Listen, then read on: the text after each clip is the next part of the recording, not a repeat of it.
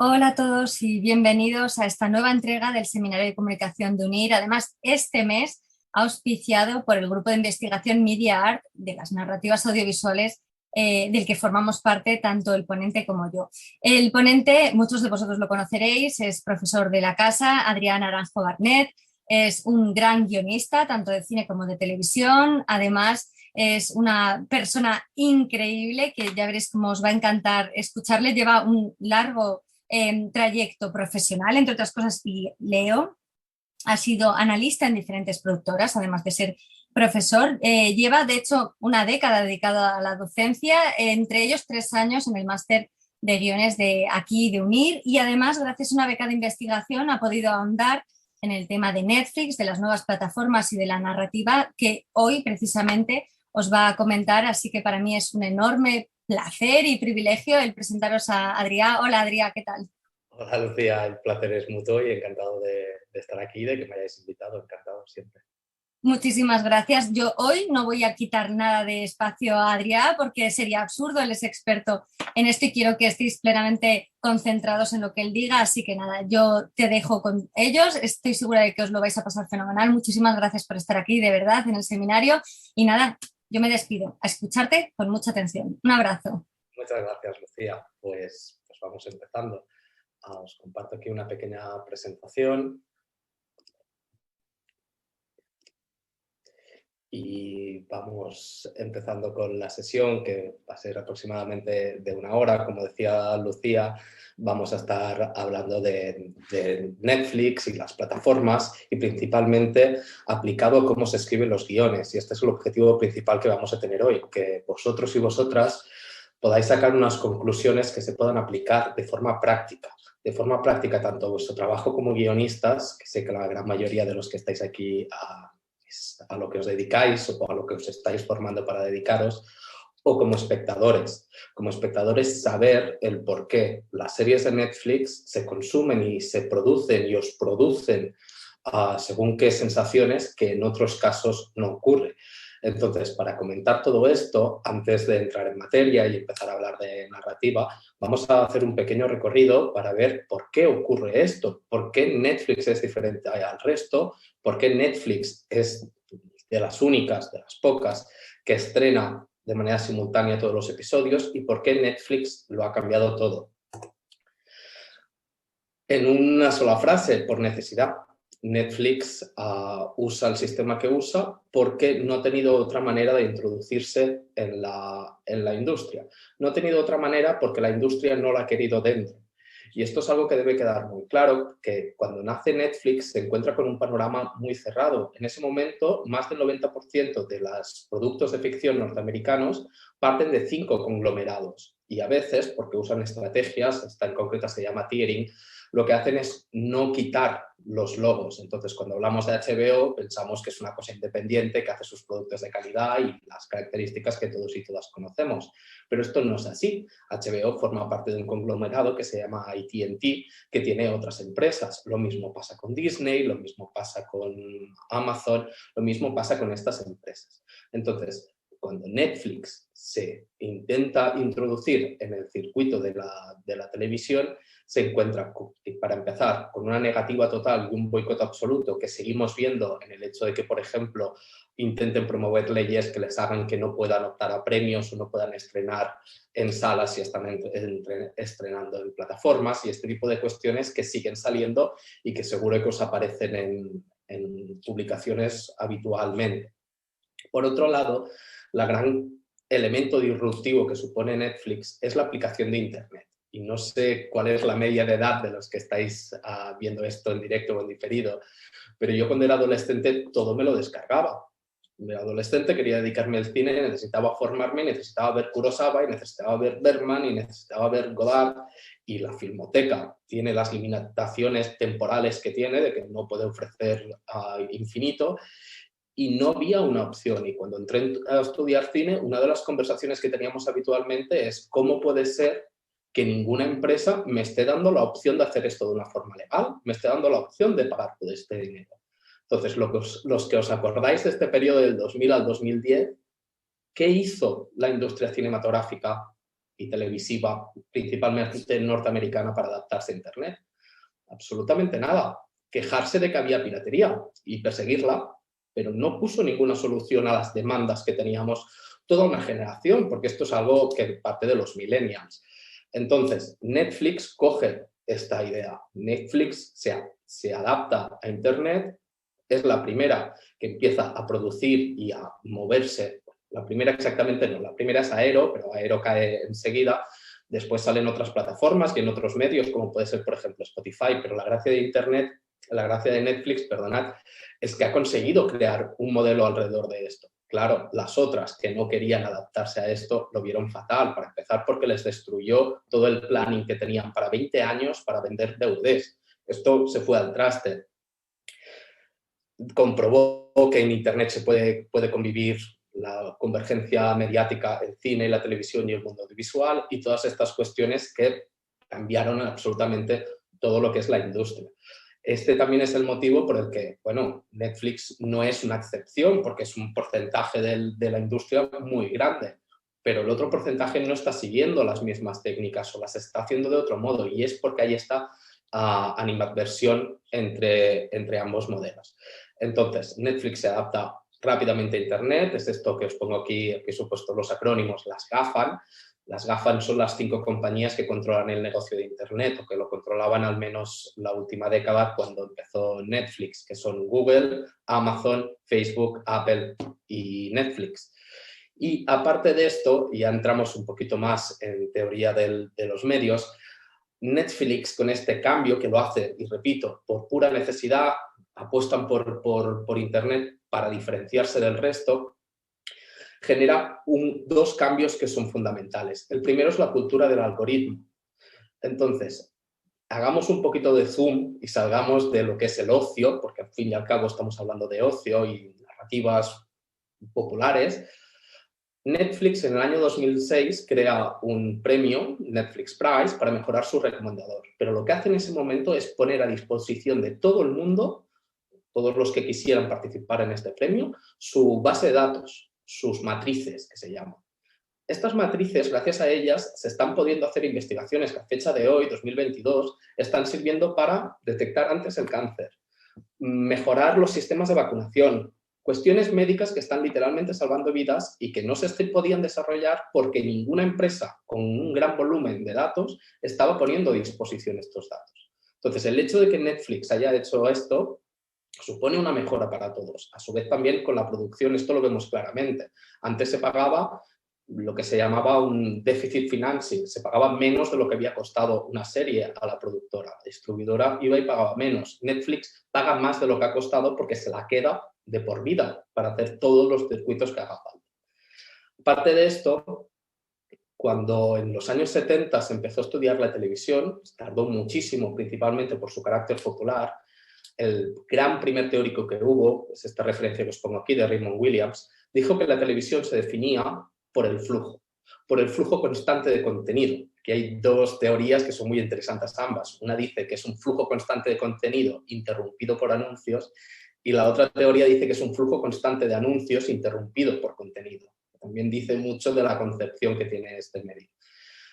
Claro, esto definía la televisión y todos los productos encajaban en esta definición del flujo. Ahora ya no, porque el flujo lo estás creando tú. Tú pones Netflix y tú decides qué vas a ver, cuánto tiempo vas a verlo y cómo vas a gestionar el avance de la información y si se detiene o no se detiene. Por lo tanto, lo de Netflix ya no es una cuestión puntual que esté cambiando ahora lo que vamos a hablar hoy, que si las estructuras, que si los arcos de los personajes, que si cómo se escriben según qué cosas. Está cambiando la esencia de la televisión. El flujo no es que haya desaparecido, pero ya no lo controla la cadena. Es un cambio radical y la parrilla, por supuesto, se ha eliminado el sistema de parrilla en el que cada cosa tenía su hora y cada cosa tenía su repetición semanal. ¿Esto qué ha hecho? Que consumamos de una forma completamente diferente el medio televisivo. Ahora el control es nuestro, por lo tanto nosotros decidimos cuántas horas destinamos al consumo de un producto narrativo, cosa que, por ejemplo, con la literatura había pasado siempre, y hay una discusión muy interesante a nivel teórico, y es el por qué le llamamos binge watching. Binge watching es lo que aquí llamamos atracones. En la misma palabra atracón ya hay un sentimiento de culpabilidad. Ya te están diciendo que lo que estás haciendo es incorrecto. Y hay muchos académicos que lo que dicen es, cuando tú te pasas un fin de semana leyéndote un libro y te lo acabas, eso se llama binge reading.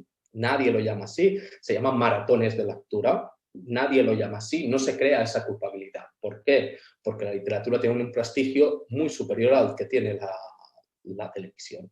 Entonces, tengamos en cuenta que las palabras que vamos a estar usando siempre hay un sesgo a la que se elige un término. Entonces, ¿por qué ha triunfado tanto este modelo? Para empezar, porque sí ya se consume en soledad la televisión. Hemos individualizado completamente la práctica comunicacional televisiva. Entonces, el televisor como objeto antes era el vertebrador, era de donde apuntaban los muebles de la casa, era lo que unía el ocio familiar. Este ocio familiar ahora ya no es así. Cada uno consume con su portátil, cada uno consume de una manera completamente diferente. Además, este concepto del ego depletion, que es el cansancio que tenemos. Nosotros nos pasamos en nuestro día a día tomando una cantidad de decisiones ingente. Y llega un momento en que nuestro cerebro dice, hasta aquí, yo ya no tomo más decisiones. Claro, cuando tú estás viendo una serie capítulo tras capítulo, capítulo tras capítulo, poder volver a esa serie y no tener que pensar si cambio, si no cambio, si voy a otra cosa, pues realmente encaja muy bien con la situación socioeconómica y sociocultural que tenemos hoy en día. ¿Esto qué hace? Hace que nosotros estemos más inmersos en el relato, esto que erróneamente se llama identificarse con el relato o con el personaje. Este concepto, cuando había la televisión semanal o el cine, que lo ves puntualmente, se llamaba diégesis. La diégesis creaba esta conexión entre lo que está dentro y lo que está fuera, entre el mensaje y el receptor. Esto, al hacer un consumo constante a través de este modelo de maratones, nos encontramos con la hiperdiégesis. Y esto lo que pasa es que ya se está comprobando que lo que estamos consumiendo, la narrativa que consumimos, nuestro cerebro la está decodificando como hechos vitales. Ya no es algo que está en pantalla, sino es algo que ya forma parte de nosotros por la gran inmersión que estamos haciendo en ese contenido. Entonces, la gran pregunta de la que partimos, y la gran pregunta, como decía Lucía, del proyecto de investigación que he llevado los últimos 2 años y medio, que es justamente lo que os vengo a preguntar aquí, lo que os vengo a presentar aquí, es que cuando han cambiado históricamente cualquier elemento en las técnicas y las tecnologías de transmisión, ha cambiado la narrativa se ha adaptado a ello. Entonces, cuando salió la prensa, los formatos se modificaron. Cuando salió a la prensa, a la imprenta, la manera de producir técnicamente el relato, de reproducirlo. Cuando salió el cine ocurrió lo mismo, cuando salió la televisión. Ahora, en esta convergencia televisión-internet, esta es la hipótesis. Si ha cambiado siempre que hemos añadido una técnica nueva, ¿por qué no va a cambiar ahora? Y aquí aparece una frase que os he puesto, la de disregarded disruption, la ruptura ignorada. Como sé que hay muchos alumnos y exalumnos y futuros alumnos, espero, que me estáis viendo, yo recomiendo mucho siempre que se completen las formaciones con otros recursos. Y si vosotros y vosotras estáis muy interesados en personajes, pues no os vendrá mal estudiar un poquito de psicología o de antropología y ver qué nos pasa y por qué hacemos las cosas que hacemos. Del mismo modo con el mundo académico. Después os he puesto toda la lista de lo que voy citando aquí, por si queréis echarle un vistazo. Cuando vayáis leyendo veréis que de vez en cuando hay alguien que pone este tipo de frases. Hey, está habiendo una ruptura y no se está considerando. Si estudiáis televisión os lo vais a encontrar mucho más porque se atiende menos por el hecho que os comentaba, que es un medio popular y todo lo que sea popular pues tiene menos prestigio.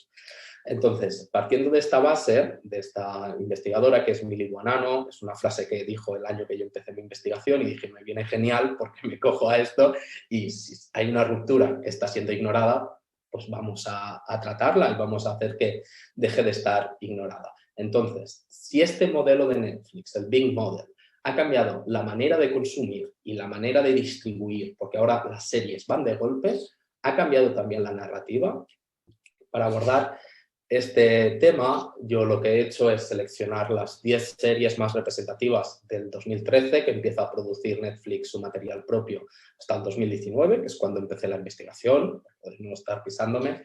No me voy a detener en cómo las he seleccionado, puedo pasar la información, básicamente es esta referencia que os pongo aquí, que fue un estudio bibliométrico. Un poco denso de contar, pero básicamente vas a una base de datos de literatura académica, pones Netflix y analizas los 1000 artículos que lo contemplan y, entre otras cosas, sacas datos estadísticos y, entre otros, sacas pues, las series que causan más impacto en el mundo académico y que generan más literatura y que generan más debate, o sea, que han tenido un impacto mayor.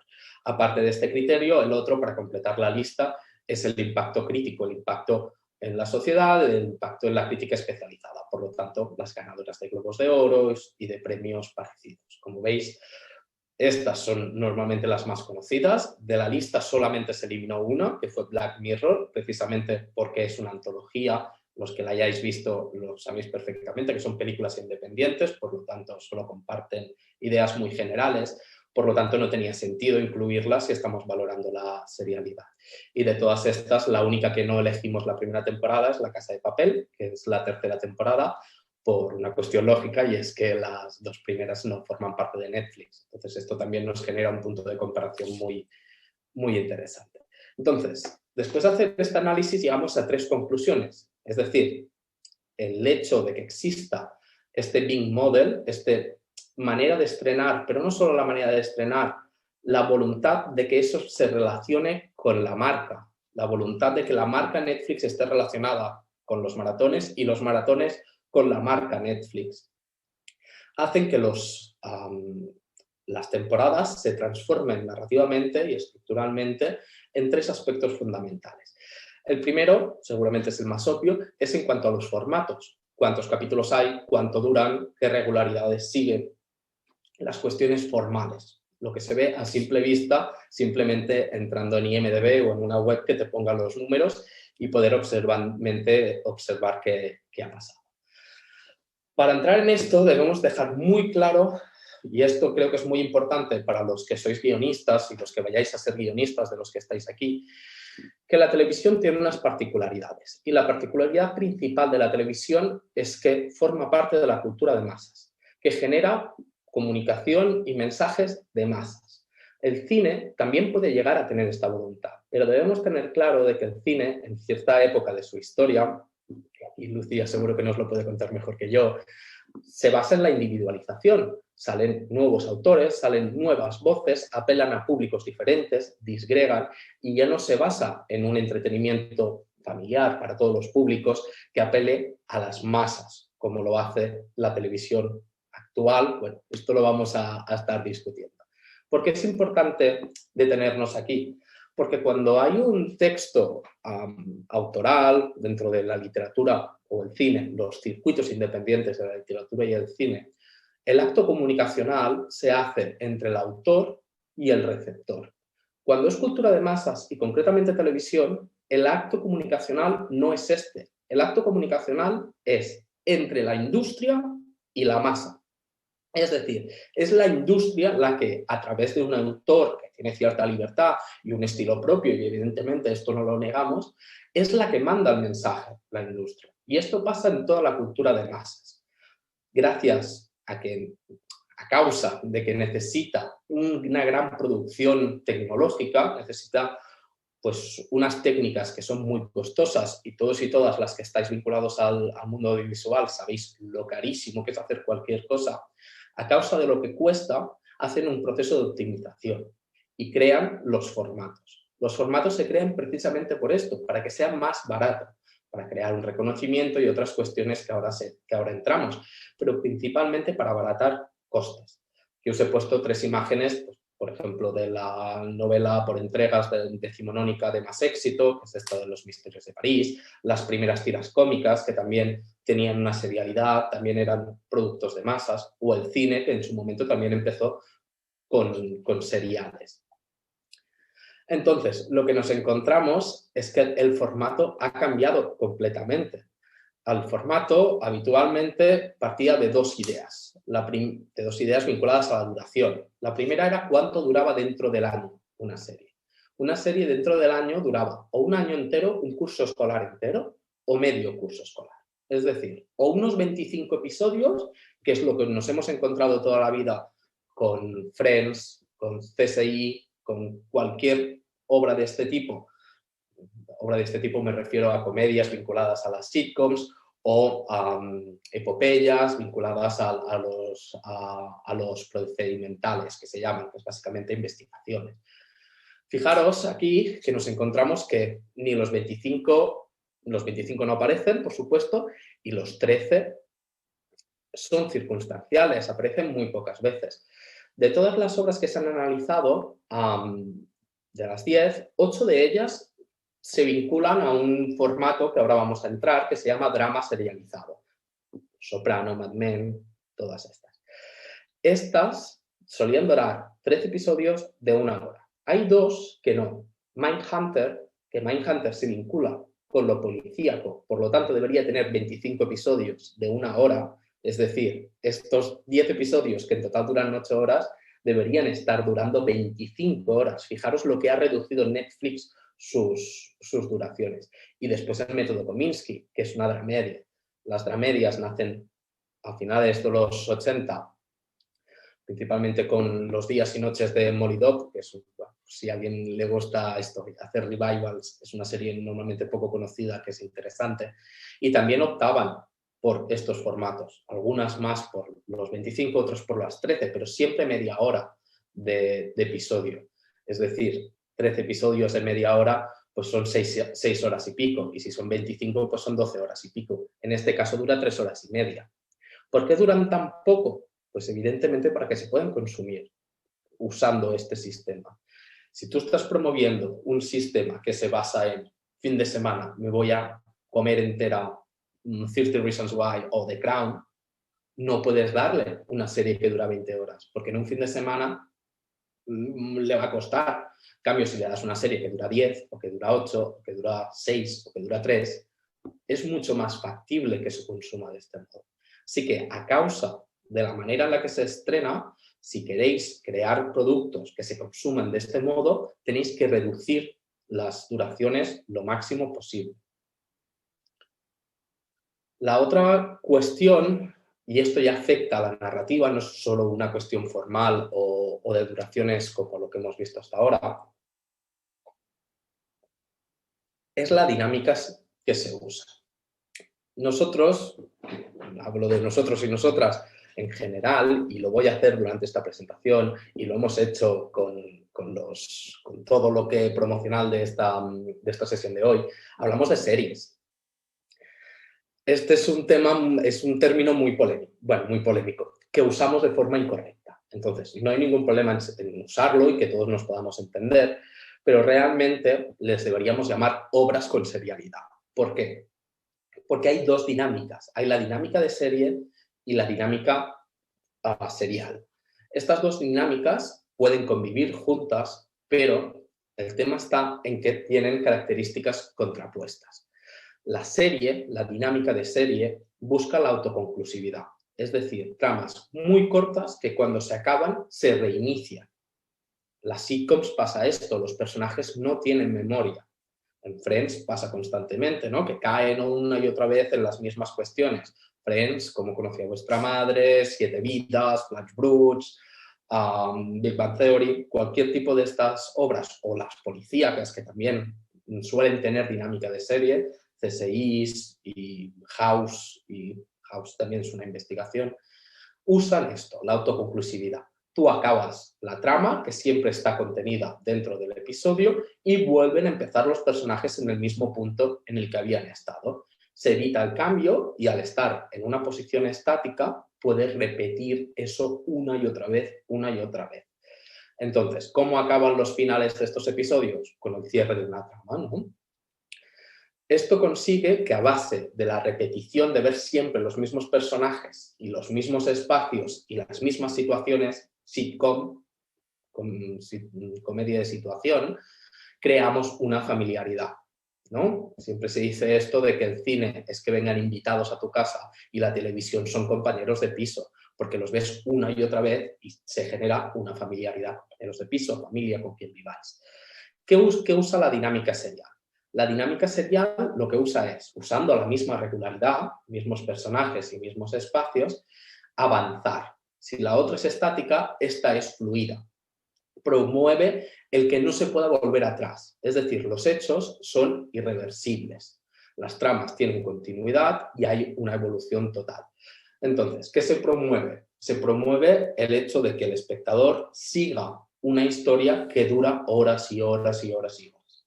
Durante mucho tiempo, y ahora entraremos en esto, el primer periodo de la televisión, y os lo digo para poner un ejemplo, las únicas obras que poseían un alto grado de serialidad, de dinámica de serial, eran las soap operas, las telenovelas o culebrones, les llamemos como les llamemos.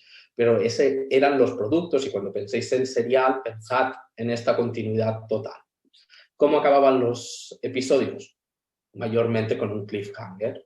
Dejamos la trama en alto, abrimos un nuevo tema que será el de la semana siguiente o el día siguiente, dependiendo del formato, y continuamos. Entonces es importante entender que toda obra tendrá un poquito de ambas. Por ejemplo, Friends, aunque es puramente dinámica de serie, lo es en un 90 y algo por ciento, porque siempre habrá algo de dinámica serial. ¿Puedes ver los capítulos de forma aislada? Sí, por supuesto, pero si te pones uno de la temporada 9, hay dos personajes que están casados que en la temporada 2 no lo estaban. Por lo tanto, sí que ha habido una cierta evolución. Entonces, debemos entender que son dos dinámicas que se van uniendo y van creando nuevas posibilidades. Mira, esto es lo que os comentaba. El gran boom, el gran cambio narrativo que nos encontramos con la TV3, y esto es lo que pasa a partir de medianos de los 90, para que hablemos de una forma y nos entendamos todos y todas, HBO. El gran boom que hace HBO y los productos que hay alrededor suyos es justamente combinar esto. No tanto combinarlo, sino de que lo hagan casi todas las series de ese periodo. En el primer periodo, en la televisión 1, I Love Lucy, os pongo el ejemplo, que es la sitcom y seguramente la obra que más repercusión tuvo en esa época, pues aquí pasa lo mismo que os decía en Friends. Es puramente una serie, pero cuando los personajes tienen un hijo, de repente ya se crea una continuidad, lo ves crecer. Lo mismo pasa en Modern Family, ¿no? De que si habéis visto las primeras 2 temporadas y ahora ponéis la tele y echan la 10, uy, de repente esos niños ya no son niños, ¿no? Entonces, esto es lo que pasaba en un origen. En los años 80 se empezó a mezclar estas dos dinámicas. La gran serie que lo hizo fue Hill Street Blues, que es una pasada, una comisaría en la de que a veces hay casos que se resuelven en el capítulo, a veces se prolongan, a veces desaparecen. Bueno, es la primera que empieza a aportar esta complejidad y empieza a complicarlo todo. Y finalmente nos encontramos con el periodo que hemos tenido hasta ahora, de finales de los 90 hasta finales de los 2010. Esto es una discusión que vamos a comentar al final, que es muy interesante, si ha acabado o no ha acabado. Lo que hace principalmente es mezclar. ¿Cómo mezcla? Perdonad, ha llegado el verano. Mezcla con las dos opciones que hay, teniendo mucha dinámica de serie y algo de serial, que esto es lo que hace, por ejemplo, Bones o lo que hace Expediente X. En Expediente X había el monstruo de cada semana, ¿verdad? Pero había una tensión sexual no resuelta entre los dos protagonistas impresionante que nos daba cierta continuidad. Y la otra opción que tenemos es al revés, tener algo que es muy serial, que es muy telenovelesco, muy vinculado a la soap opera, muy vinculado a la continuidad, pero después hay unas unidades dentro de cada episodio. Mad Men era clarísimo. El eje era lo continuo de la temporada. Que si Don Draper se separa de la mujer, que si Don Draper tiene problemas con no sé quién, que si Peggy se ha quedado embarazada, que si Campbell quiere traicionar a no sé quién.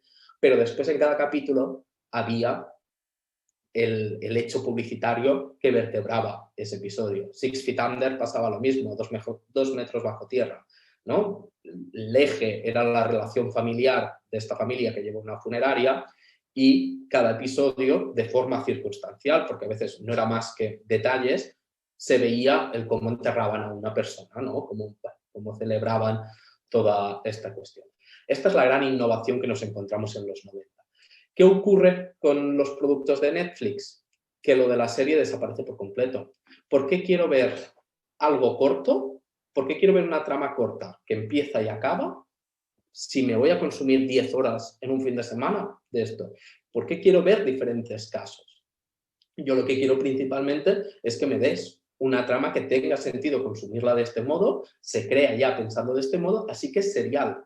Entonces, si se hibridaron o se unieron, no es exactamente una hibridación, pero se unieron estas dos dinámicas a raíz de HBO y de estos productos que os comentaba, ahora empieza a desaparecer esto.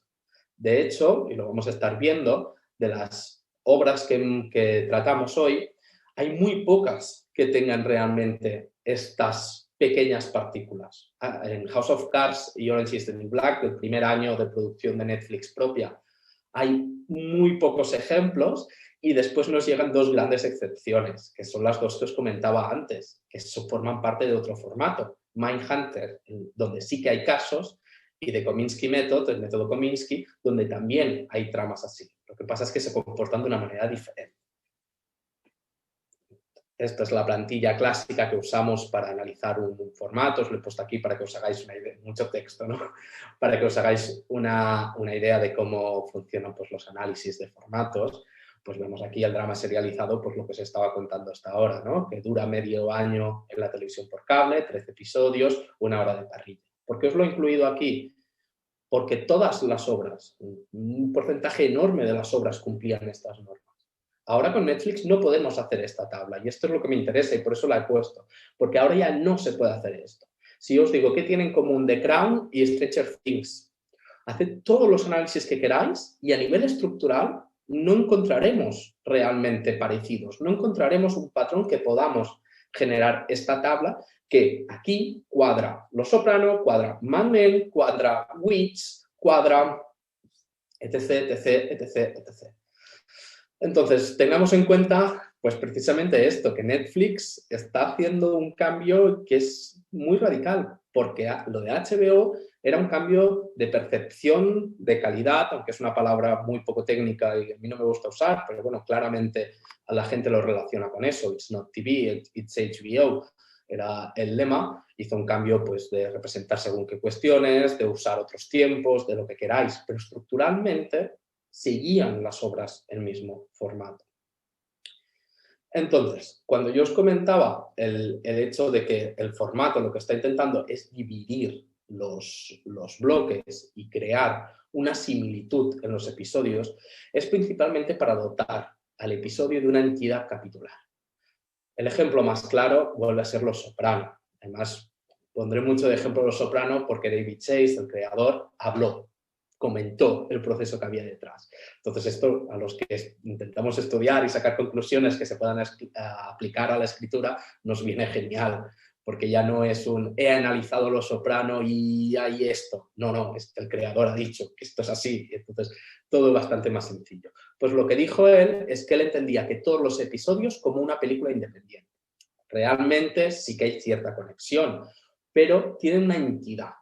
¿Por qué tienen una entidad estos episodios? Tienen una entidad porque el consumo va a ser así. Se va a consumir de este modo la serie.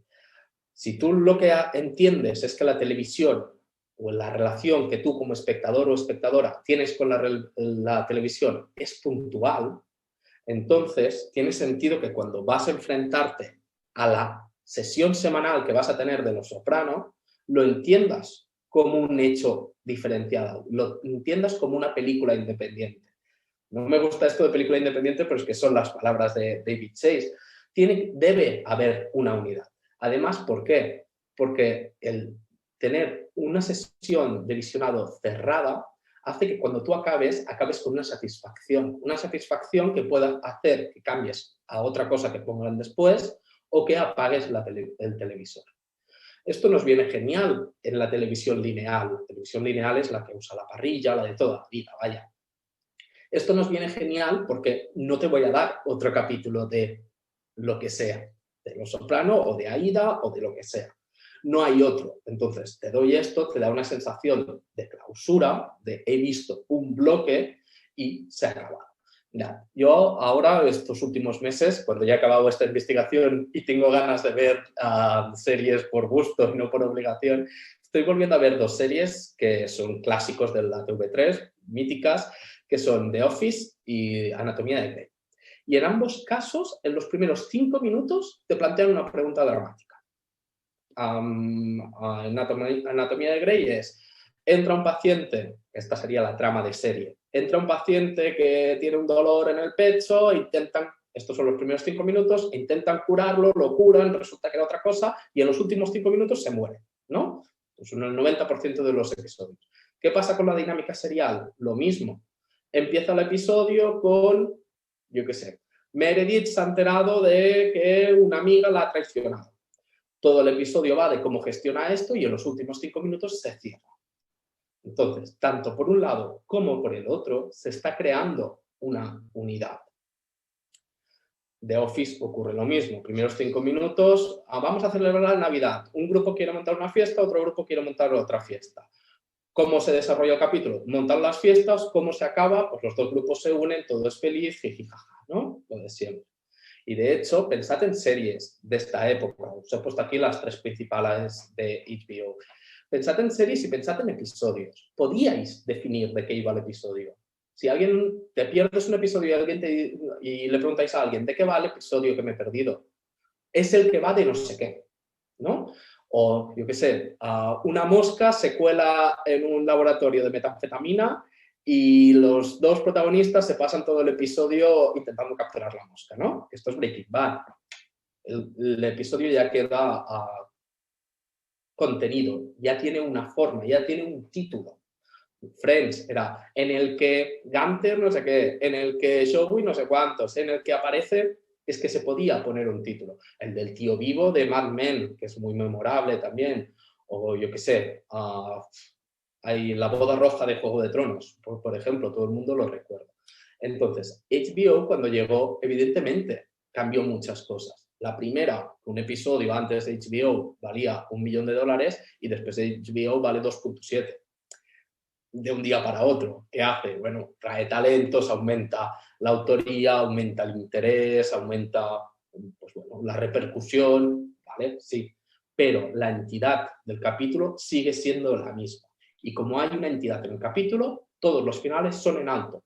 O con un cliffhanger, o con un momento muy emocional del personaje, o cerrando una trama, o con este tipo de elementos. Entonces, siguiendo por aquí, ¿cómo conseguimos analizar esta entidad? Esta entidad la analizamos por 4 motivos. El primero es lo que os comentaba, los 2 primeros es lo que os comentaba por la trama, es lo que hemos estado hablando hasta ahora. En las tramas autoconclusivas es muy fácil, porque es básicamente esto, se abre una trama nueva, la que fuera, viene Navidad y se quiere montar una fiesta en la oficina y al final del episodio se cierra. CSI, ha muerto alguien y al final del episodio sabemos quién lo ha matado. Punto. Se abre una trama y se cierra. ¿Qué pasa con los seriales? Creo que esto es muy interesante para los que estáis queriendo escribir series, obras televisivas y os encontráis con problemas porque siempre habéis escrito cortometrajes y largometrajes y ahora tenéis que escribir una serie de 10 horas. Aquí la clave la pone Umberto Eco. Umberto Eco, el que todo el mundo conoce por el nombre de La Rosa, como escritor, principalmente él era un gran investigador y, entre otras cosas, tocó mucho las series y es uno de los que nos pone claves sobre esto, y así se llama su libro, The Open Work, los trabajos abiertos. Cuando tenemos una película o una obra cerrada de corta duración, 2 horas, lo que nos encontramos son con los 3 actos clásicos.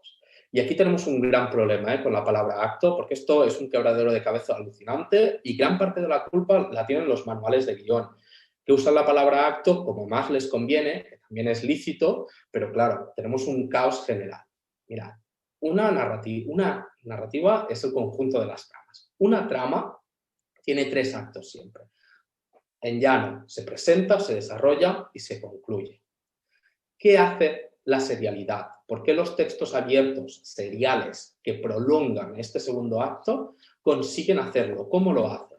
Pues lo hacen precisamente con esto que dice Umberto Eco, que es con renovaciones. Tú tienes un tema central y lo que haces son variaciones de ese tema.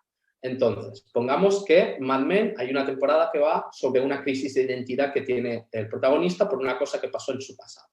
¿Cuál será el primer acto? El primer acto será que aparece la cosa de su pasado, ¿no? El detonante de toda la vida. Eso es el primer capítulo. ¿Qué variación podemos hacer sobre eso? Bueno, pues intenta que no se enteren sus jefes. Segundo capítulo. Intenta que su mujer se entera y hay una crisis matrimonial. Tercer capítulo. La persona que tenía la información le hace chantaje. Cuarto capítulo. Entonces, tenemos renovaciones. A esto le llamamos bloques narrativos. Toda historia serial, es decir, que dura horas, tiene estos bloques narrativos, porque el tema central va haciendo variaciones. ¿Qué nos encontramos en la TV3? En estos Sopranos y en estos Mad Men y en estos Breaking Bad y en estos Juegos de Tronos y en estos Fleabag. Lo que nos encontramos son que estos bloques concuerdan con el episodio, evidentemente. ¿Por qué los voy a poner de forma separada? Si lo que quiero es que el espectador vea una sola hora de mi producto. Entonces, crean esta unidad. Con los arcos ahora entramos. Nos fijamos con lo que pasa con Netflix. Estos son los resultados de la investigación. Pensad que todas las columnas, por lo menos las dos primeras, deberían ser 13-13, 13-13, 12-12, 10-10. Esto no ocurre. Pero es que no ocurre ni de lejos. Fijaros, en House of Cards, que es la primera, si unimos las dos primeras columnas nos encontramos que 10-13. No está mal, pero ya está empezando a pasar algo. Después 9-13, después 4-13. Mirad, el ejemplo de Sense8 nos viene genial. Sense8 es una serie creada por las hermanas Wachowski, las de Matrix, y otro señor que se une con ellas en esta serie. Tenemos una trama como la de Kala. Kala es una de las protagonistas que tiene un suegro que se opone a su matrimonio y ella tiene dudas sobre el matrimonio y de repente se genera este bloque serial. El bloque serial es el suegro queda con Kala y le dice, oye, no quiero que te cases con mi marido. Mientras le dice esto, viene una manifestación que va en su contra y le pegan una paliza que casi muere. Entra en el hospital, Kala le comenta lo que ha hablado a su prometido, hay una discusión hasta que se resuelve esto. Esta es la trama clásica. En Los Soprano, por lo que dijo su creador, duraría 13 beats, 13 escenas en un mismo episodio. Aquí dura entre 10 y 11, divididas en 3 episodios. ¿Por qué? Porque no queremos esta sensación de clausura, esta sensación de autoconclusividad. Lo que queremos es que se prolongue. Lo que queremos es que cuando el espectador acabe las 10 horas, tenga esta sensación de he acabado algo, no cada hora al acabar el episodio. Con el arco, y esto es muy interesante, sobre todo para los que estáis escribiendo cosas largas, nos ocurre lo mismo. Es decir, tenemos las mismas dos dinámicas. La dinámica estática lo que hace es que el personaje hace arcos dentro del episodio, pero vuelve al punto de inicio. Esto es lo que le pasa a Tony Soprano. Tony Soprano quiere cambiar. Los patos, me aparecen los que no lo hayáis visto, ahora se ha vuelto loco. Me aparecen unos patos en la piscina y esto hace que vaya a ver a la psicóloga. Estos cambios duran un episodio. Intenta cambiar, no lo consigue. Empezamos el siguiente episodio. Intenta cambiar, no lo consigue. ¿Cuáles son si estos son los estáticos, cuáles son los fluidos? Los de Breaking Bad. Pongamos que la temporada es conseguir dinero porque se está muriendo y quiere dejarle dinero a su familia. Intento hacer el mínimo spoiler posible. Primer episodio, se ríen de él y mostramos cómo está harto, la sensación de estar harto de que los estén valorando. En el segundo episodio por fin se impone a alguien. Aquí tenemos un arco. Y estos arcos van escalando de forma irreversible, nunca vuelven para atrás. ¿Qué hacemos? Pues lo mismo que hemos visto con los bloques narrativos de los seriales. Los contenemos dentro de los episodios y damos unidad a partir del recorrido interno. ¿Qué estamos viendo aquí? Que no ocurre. Mirad, os pongo otro ejemplo. Kominsky Method, el método Kominsky. El protagonista es Michael Douglas. Es un actor que, bueno, la trama principal es que un amigo se le ha muerto a la mujer y él tiene que ayudarlo, lo que sea. Es un gruñón, no quiere ayuda de nadie y de repente tiene un problema con Hacienda. Debe muchísimo dinero. ¿Qué hace? Lo primero, responder como ha sido siempre, el hito del personaje. Los hitos son los momentos en los que el personaje muestra su carácter y ahí es donde comprobamos si hay un cambio o no hay un cambio.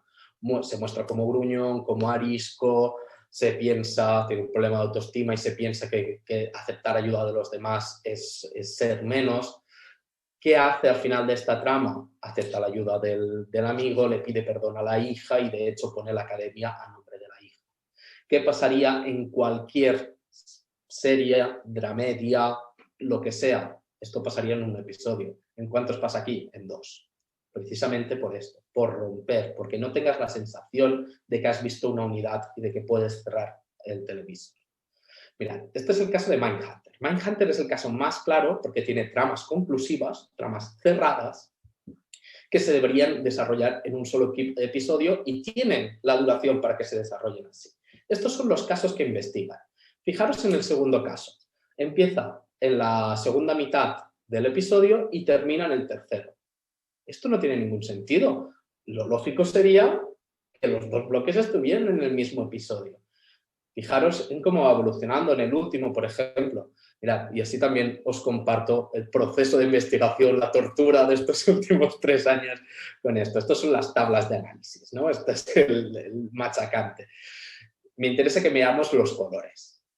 Los colores, si aquí hay el caso número 2, es que ocupe todo el episodio y que este azul estuviera saltando por todos los lados. Y solo está en la segunda mitad. Y aquí nos ocurre lo mismo, solo está en la primera mitad. En el episodio 4 nos pasa lo mismo. ¿Veis? Va por mitades. Esto rompe con todas las normas estructurales hasta ahora y sobre todo en la dinámica de serie, en la que tú lo que quieres es que el personaje empiece el episodio, investigue un caso, haga el cambio que tú quieras, pero al empezar el siguiente episodio empecemos de cero. Y aquí pasa todo lo contrario. Las tramas de serie que os comentaba del método Kominsky. Nos ocurre lo mismo. Las 3 tramas de series que hay están divididas de cualquier modo. Cada episodio debería tener una sola barra de un solo color ocupando un porcentaje considerable del episodio. Y esto no ocurre. La otra manera de medirlo, hemos visto las 3 maneras más narrativas, todos narrativos, más argumentales, que serían las tramas conclusivas, los bloques narrativos de la estructura serial y los arcos. Nos falta la contención temporal. Antes había una cosa que era lo que se llama, lo llama un autor que se llama Russo, Paolo Russo, que es la intensidad del instante. Como sabíamos que el espectador, cuando veía eso, además no podíamos pararlo, es que es muy vintage esto de no poder parar la televisión, ahora ya lo podemos con cualquier dispositivo, pero como sabíamos que el espectador no podía parar eso, tenía una intensidad en su proceso espectatorial, en su proceso de recepción. Y además, había una espera entre los episodios. Entonces, lo que hacían los productos era, primero, aislar el episodio. ¿Cómo? Con saltos evidentes temporales. Del episodio 3 al 4 cambiaba físicamente algo, o de repente ya era Navidad, como os comentaba con The Office, o de repente lo que sea. Había un salto temporal evidente. Y después, dentro del episodio, había una intensidad. Esta intensidad hacía que todo, a lo mejor no podíamos decir si pasaba en una hora o en un día, en 24, la serie sí que lo podíamos medir, pero sí que había una intensidad y que había un bloque que no había pasado durante meses. Esto desaparece por completo. La mayoría de series tienen muy pocos saltos temporales, precisamente por esto que os decía de buscar la continuidad absoluta y que se asemeje lo que pasa en pantalla y lo que me pasa a mí como espectador. Y aparte, los poquitos saltos que hay, Narcos hay alguno, o en Mindhunter, están a mitad de los episodios. De repente, a mitad del episodio te hacen este salto que te lo rompe todo por completo y que si estuviera al final tú dirías, vale, se ha acabado esto, me voy a dormir. Y ahora te lo impiden, porque no vas a dejar el episodio a medias, ya la acabo. Pues que cuando la acabes te van a dejar una sensación de falta de cierre que vas a ver el siguiente, ¿no? Este bucle. Fijaros que es que los números son irrisorios y en la TV3 eran casi totales, 13, 13, 12, 10. Había, todas las series deberían ser de 13 episodios y los 13 con contención temporal. Fijaros lo que pasa aquí, es que es un porcentaje un poquito, bueno, sobresaliente. ¿Qué pasa con estas cosas? Que si no tenemos una contención temporal y no buscamos que el espectador tenga la sensación de ya ha acabado esto, al final del episodio ya no pondremos los elementos en alto, los elementos climáticos. ¿Cuáles son estos elementos climáticos? El final de una trama, la renovación serial, la renovación de ese bloque, de ese gran segundo acto que tienen los seriales, un hito del personaje para decir, hey, ha cambiado. O precisamente el cliffhanger. Cliffhanger, supongo que todos y todas sabéis lo que es esto de dejar colgada la trama, hacer una pregunta narrativa de forma sorpresiva y no resolverla. Esto funcionaba en los seriales porque te anunciaba que se había acabado la pregunta anterior, el bloque anterior, y iniciaba el siguiente. Era la manera clásica de cerrar los episodios. Fijaros, solo hay 15 episodios de los 105 que hemos estado viendo, solo hay 15 que acaben así, pero hay 25 cliffhangers más. O sea, aparte de estos 15 hay 25 más que están en otras posiciones, precisamente porque siguen siendo seriales y siguen usando esta dinámica. Lo que pasa es que, por ejemplo, en The Crown, cuando hay un cliffhanger de que Isabel está de viaje en no sé qué sitio y la llaman y le dicen, es tu padre, y se corta la escena para que nos quedemos con un ¿qué le ha pasado a Jorge? En la siguiente escena empezamos con Jorge operándolo, no cerramos el episodio. En Narcos ocurre lo mismo. Steve, el protagonista, le pregunta a su compañero Peña, ¿me has traicionado? Se corta ahí la escena. 5 minutos después lo resolvemos. No usamos eso para crear una tensión y una especulación semana a semana.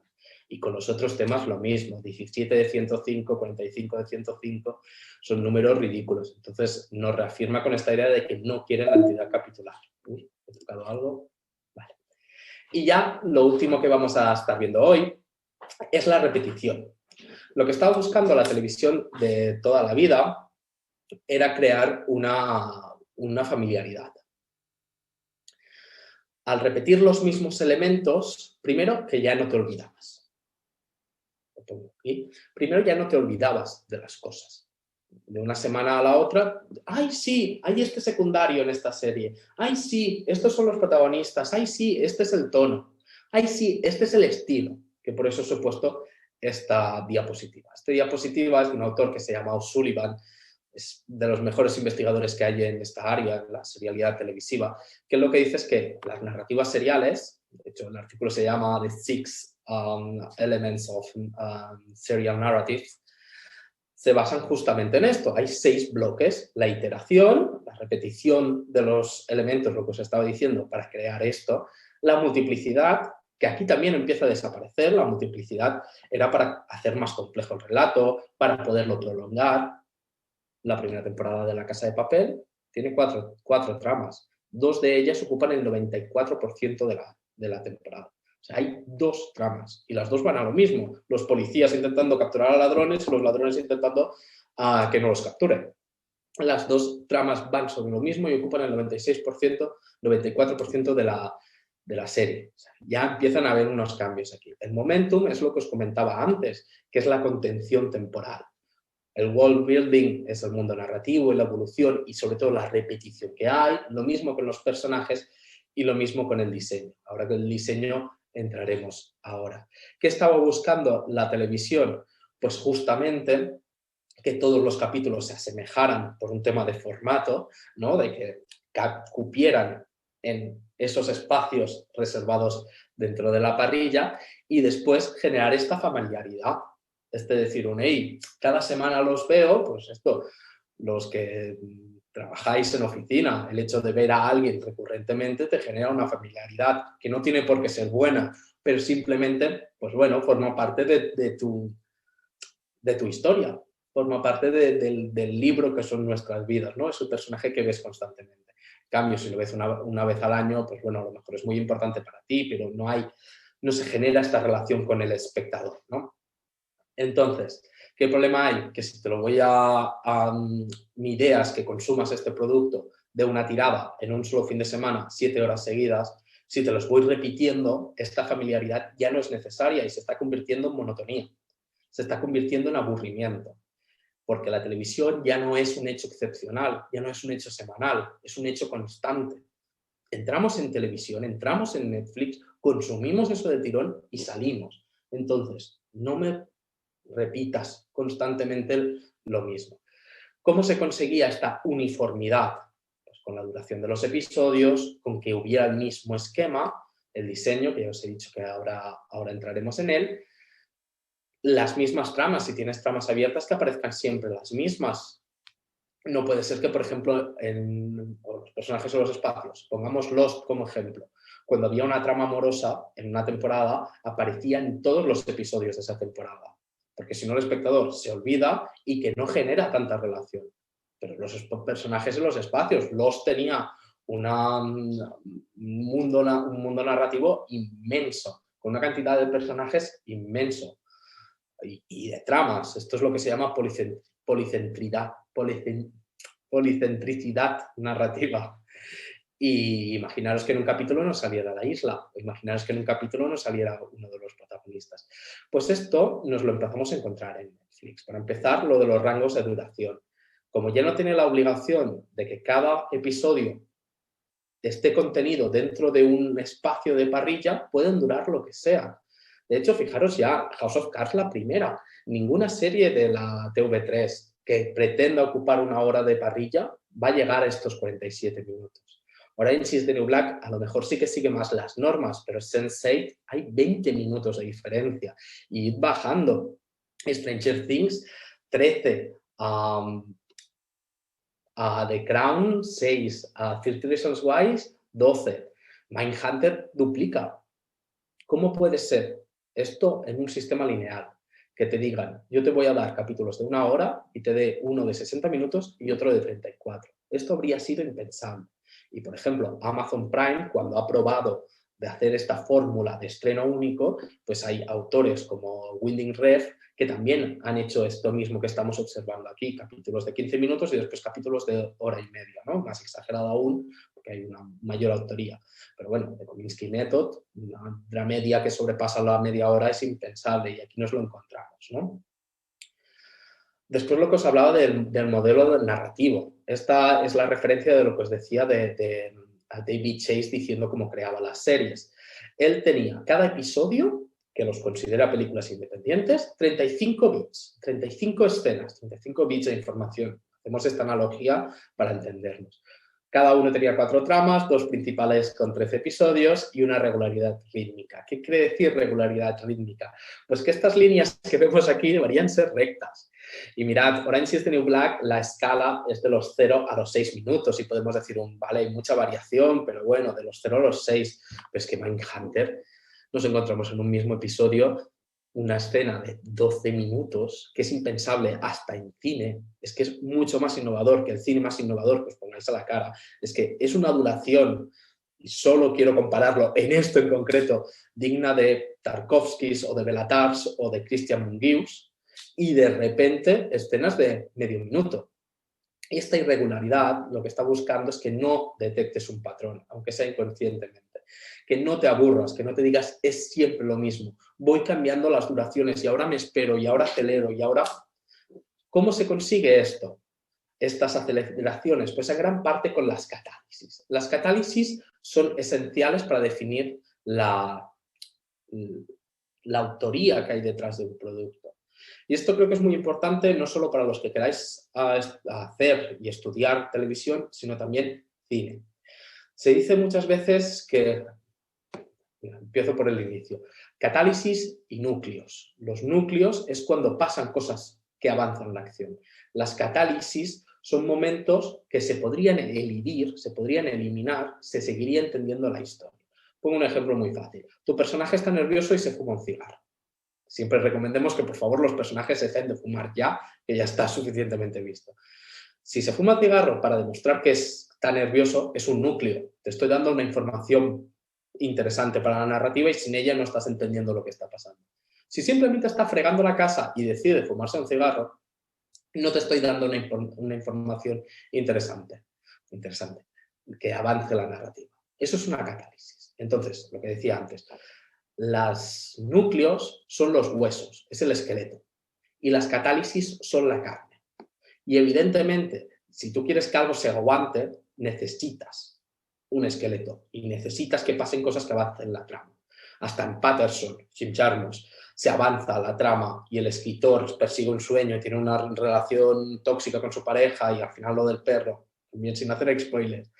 Pero en cambio está llena de catálisis. Las catálisis conforman la carne y son necesarias. O sea, cuando estéis pensando en narrativas, pensad también en las catálisis. ¿Qué tema hay? Que la televisión, como os decía antes, es un medio puramente de masas, se ha vinculado tanto a las masas que durante mucho tiempo no había catálisis, había muy pocas, porque se entendía que todo se iba a consumir mientras ibas haciendo multitasking, lo clásico que decían de que si hay alguien que se pueda ver la televisión mientras planchas o mientras cocinas, que todo se diga, que todo se repita, que todo sea importante, que no haya tiempos muertos. HBO empieza a cambiar esto. Y como que solo han pasado 20 años desde el boom de HBO. HBO lleva mucho tiempo atrás y ya hacía ficciones, ¿eh? Los Fraggle Rocks, por ejemplo, eran de HBO. Pero el boom este de HBO es que solo tiene, si nos ponemos del 99 al 2013 que empieza Netflix, es que son 14 años, es que no es absolutamente nada. Entonces, como hace tan poco que empiezan a usar catálisis de forma contundente las series de televisión, es importante para definir el estilo global el hecho de si las hay o no las hay. Lo otro son las marcas autorales directamente. Esto es muy importante para los que vayáis a ir a pitch, para los que vayáis a ir a eventos de pitching a vender vuestras ideas. Cuando es televisión te hablan mucho de las marcas autorales. ¿Cuál es la esencia? Lost, los flashbacks, Six Feet Under, 2 metros bajo tierra, el hecho de que hablan con los muertos, el hecho de que hay un muerto en cada capítulo. The Office, la mirada a cámara. House of Cards, lo mismo. Lo que nos encontramos aquí es sorprendente. En The Crown son los flashbacks, no empiezan hasta el tercer episodio. En House of Cards es la mirada a cámara. Vale, está en todos los episodios. Pero en Orange is the New Black fundamenta en los flashbacks. Están en 12 de los 13, pero solo en 7 de ellos los usan para una interna en concreto. Si vamos bajando nos pasa lo mismo. El uso de marcas en Mindhunter es muy menor. En The Kominsky Method ya directamente no hay. Y además es interesante que como... Ahora, lo que es interesante es que como no los vas a consumir de forma separada estos episodios, ya no tiene sentido que se repartan equitativamente. Sí que siempre ha habido la tendencia de ponerlos mucho al inicio para que se reconozca fácilmente cuál es la esencia de la serie, cuál es el diseño global de la serie, pero se repetían. Fijaros en La Casa de Papel, la voz en off, la voice-over, mal dicha voz en off, es absoluta durante toda la temporada. Es fundamental porque es que lo que nos marca es que la protagonista es Tokio, porque es la que nos está narrando esa historia con la voz en off. Y los flashbacks también, toda la preparación del robo hacia atrás. Fijaros esta línea descendente. A medida que pasan los episodios van desapareciendo. ¿Por qué? Porque si los vas a consumir de una, ¿qué sentido tiene que me vaya repitiendo lo mismo? Es que al final es cansino, es que al final es repetitivo y es monótono. Con las tramas nos pasa absolutamente lo mismo. Imaginaros lo que os comentaba antes, que de repente en Mad Men, en unos capítulos, dejará de aparecer la relación matrimonial, que es el eje central en las primeras temporadas. Uno de los ejes, el eje central es lo profesional, pero lo personal es el gran apoyo, que empezará a desaparecer. Pues esto nos ocurre en muchos de los casos. En Sense8, en ningún episodio aparecen todas las tramas abiertas. Hay personajes que desaparecen constantemente. Mira, aquí tenemos el ejemplo, un poquito más rápido porque veo que ya me estoy pasando del tiempo. A los personajes nos pasa absolutamente lo mismo. De repente, en Sense8 es que es imposible encontrarse los mismos espacios y los mismos personajes cuesta mucho. La Casa de Papel. Imaginad que no hemos estado hablando de esto todo este rato. Si yo os digo la tercera temporada, ¿quién es el gran nuevo personaje? Ostras, es Alicia Sierra, es la gran adversaria, aparte de que Najwa Nimri, la mejor actriz seguramente que tenemos en nuestro país, y es impresionante lo que hace, está escrito para que tenga una presencia absoluta. Ese personaje está escrito para que sea la diferencia entre protagonista y personaje principal. El protagonista es el sujeto que tiene unos objetivos y el personaje principal es el personaje interesante. y es el personaje principal de la temporada. Pues desaparece en muchos episodios. Pues esto es muy sorprendente. Imaginaros esto, que en Breaking Bad de repente Walter White desaparece en unos cuantos episodios. Pues sería una locura. O que en Mad Men pasara con Draper. Pues sería espectacular. Y esto aquí nos pasa constantemente. Entonces, ¿qué hacen a Netflix? Lo que hace Netflix es decir, yo no solamente quiero que no tengas una monotonía dentro de los episodios, sino que no tengas una monotonía entre las series. Es decir, las que hemos visto antes que cumplan mucho la unidad capitular, como puede ser el caso, por ejemplo, de 30 Reasons Why, en la que cada episodio es una cinta y cada episodio es un bloque serial o una trama conclusiva muy concretos, pues aquí la casa de Clay, que es el protagonista, y la de Hannah, que es la chica que se ha suicidado, desaparecen constantemente. Entonces, si cumples mucho una norma, incumples mucho la otra. De este modo, no solo no se encuentra el patrón dentro de la serie, sino que no se encuentra el patrón fuera de ella, entre ellas al compararlas. Y no solo puedes hacer el maratón de una, sino que al acabar ese maratón puedes hacer el maratón de la siguiente sin decir, estoy viendo lo mismo. No, porque es diferente. Cuando unas incumplen en un sitio, desobedecen en otro. Ya para terminar, a modo de conclusión, y sobre todo para buscar la aplicación a los y las guionistas que estáis aquí, se ha dejado de seguir patrones de repetición, se ha dejado de seguir patrones que busquen un diseño identificable. Alerta, sí que se está usando en otros productos, esto es el gran tema. No se usan unidades, no se usan formatos estables, olvidaros de eso de escribir capítulos de 50 páginas cada episodio, buscad cosas más erráticas, más caóticas. Cuando presentéis proyectos a Netflix o a emisoras, distribuidoras, productoras del estilo, buscad que se note que vais a diferenciar cada episodio y a su entidad. Entonces, aquí tenemos un problema académico que os afecta muchísimo tanto los que escribís como los que consumís. Y es que ha surgido una pregunta alrededor de este tipo de investigaciones y es si hemos llegado a la TV4. Como os decía antes, la TV3 es este periodo protagonizado principalmente por HBO, pero todas las obras de ese contexto van por aquí. Y ahora nos preguntamos si hemos llegado a la TV4. Y esto es muy importante porque debéis ser conscientes de en qué contexto estáis. Pongo un ejemplo muy fácil. Fleabag, Phoebe Waller-Bridge. Ella crea una serie dentro de la TV3 siendo muy consciente de que está en la TV3. ¿Por qué? Porque en la comedia de la TV3 ya no se está buscando cosas muy aisladas, se está buscando cosas más seriales. Ya no se está buscando lo de la mosca en la pared, que se dice de que la cámara queda invisibilizada. Se está buscando la mirada a cámara. Entonces, Phoebe Waller-Bridge sabe de todo lo anterior, sabe de The Office, sabe de Marion and Griff, que es la anterior a The Office, que no triunfó tanto, pero que era la misma idea de mirada a cámara. Modern Family os podría decir lo mismo, ¿no? Son conscientes de qué periodo. Y si Phoebe Waller-Bridge quiere crear Fleabag pensando en I Love Lucy, no tenemos Fleabag. Y es que no le habría vendido esta idea, porque no está en el momento. Por eso es importante definir si estamos en la TV4 o no. ¿Qué problema hay? Para empezar, que puede ser que estemos, pero será Netflix, porque HBO sigue produciendo de la manera anterior. Y después, que con lo que hemos visto aquí, hemos analizado las estructuras.